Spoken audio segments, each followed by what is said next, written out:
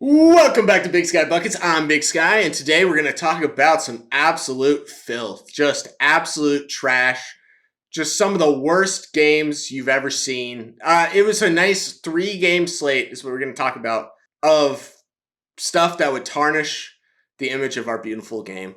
Before we get started, if you're new to the channel, please consider subscribing. I'd appreciate all the subscriptions as I get this up and going. Trying to be more consistent. I know that doesn't always happen, but eventually I'll release schedules and all of that good stuff. But I really appreciate it. I'm putting so much time and effort in this, and I just hope you guys are enjoying it. Give it a like, give it a comment. If you're an audio only listener, give it a rate, give it a listen. Let's get into it. I'm not wearing my normal flannel as I usually do. It's starting to get colder, and now I get to wear the cozy hoodie, so super happy about that. It's about as happy as I'm going to get talking about these absolute stinkers of some games. And we're going to start with the game of the night. 2 teams enter as the worst 2 teams in the NBA, and only one will exit as the worst team in the NBA. You have a team in their 4th year of a rebuild, the Detroit Pistons, who we've talked about, and you have the Washington Wizards, who are in their 1st year of a rebuild. Now, with that information, I want you to take a guess at who lost this game. I'll give you a second.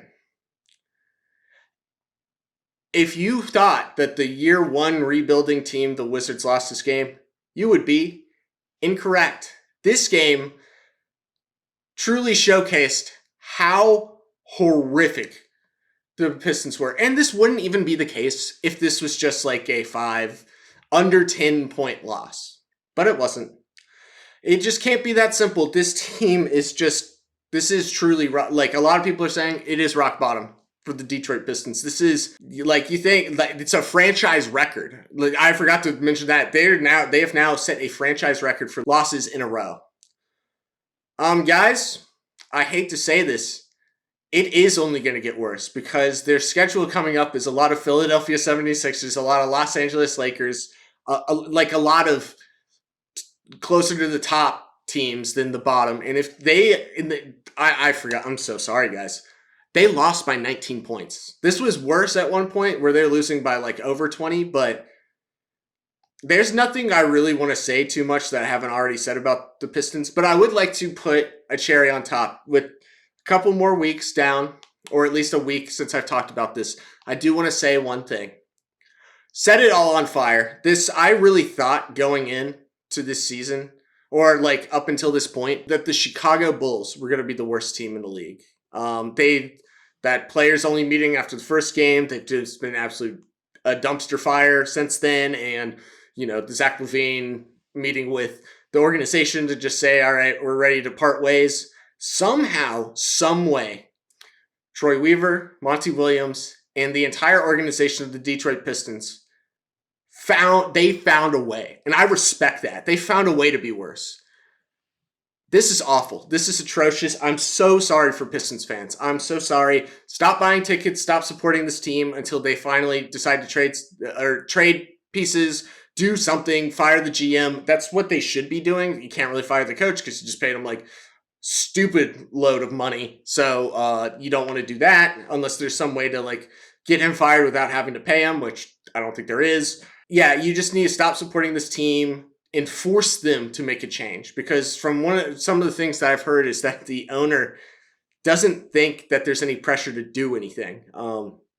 In year 4 of a rebuild, you're supposed to be seeing some like bright lights, some like, okay, there's something here. No, well, actually, no, screw that.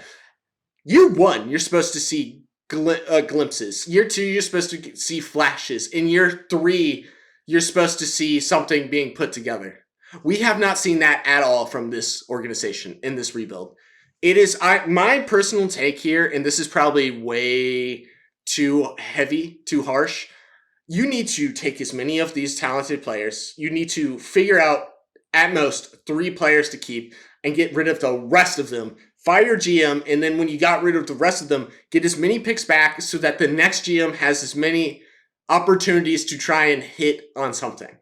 Because right now, that this whole thing isn't working. Whether you like the roster or not, it doesn't really matter because they suck. This all collective thing sucks. This experience sucks. It's time to. This is my last time talking about the Pistons till maybe they somehow, by some miracle, like I've said before, they need a divine intervention. They need a miracle. Whatever is the next step up from that, like, because I don't even know what is above divine intervention.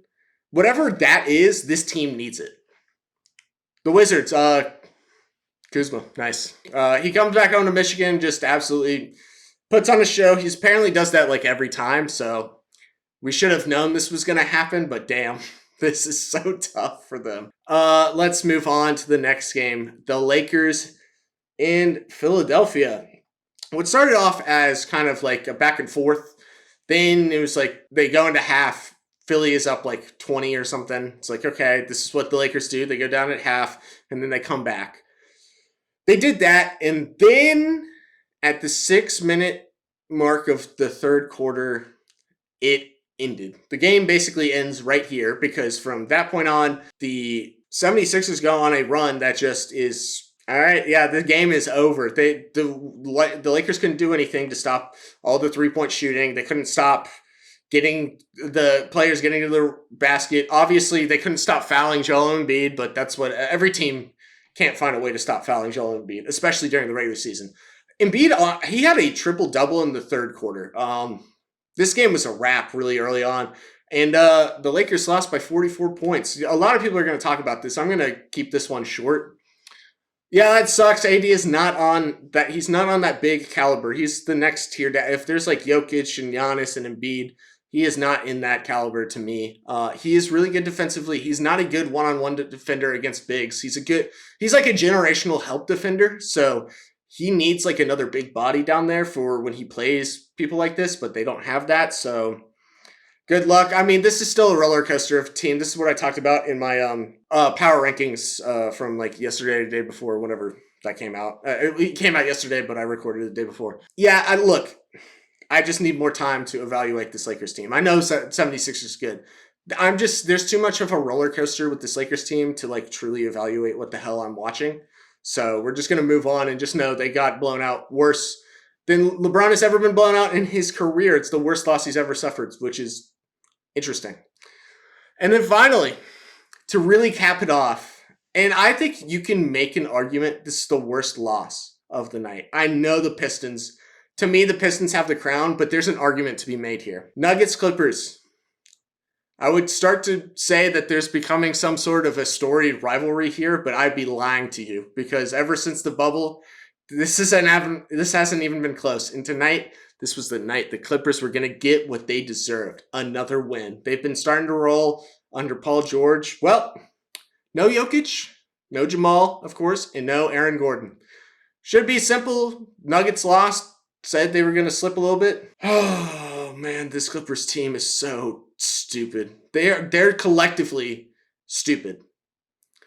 Because they let the corpse of DeAndre Jordan and Reggie Jackson, both former Clippers, turn into Kobe and Shaq against this team.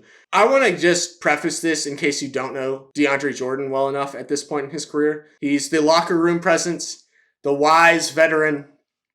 He gets no minutes in these games. He gets like 6 at most. Well, they were down a lot of men. Well, tonight, they allowed him to have a double-double. He had like 20-something points and a bunch of rebounds. And Reggie Jackson had like 35 points.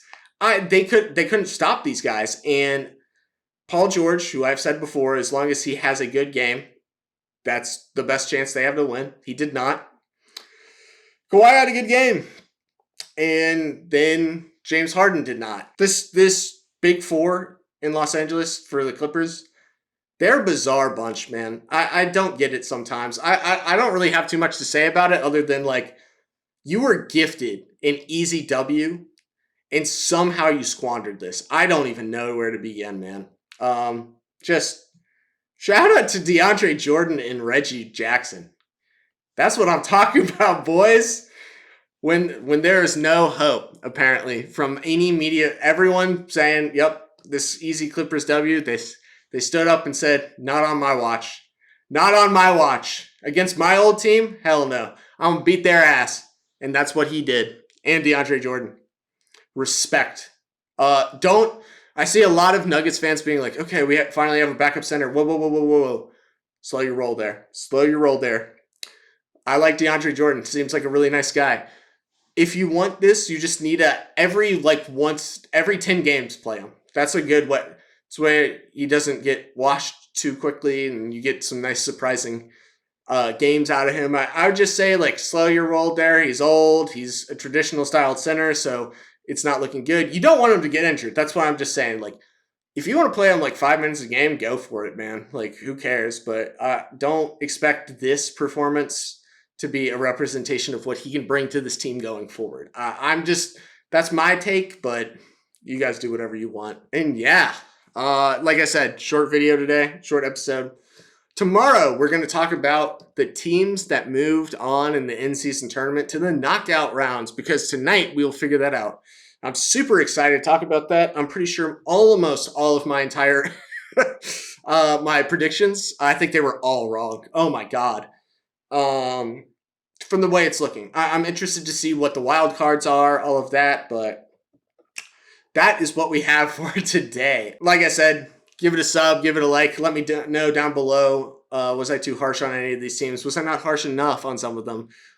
Definitely, I don't want to hear that about the Pistons. Like, the fans, they're in a grieving process that seems endless, and that's just hell on earth. So, give your condolences. If you guys have Pistons fans, or if you are Pistons fans watching and listening, my condolences go out to you.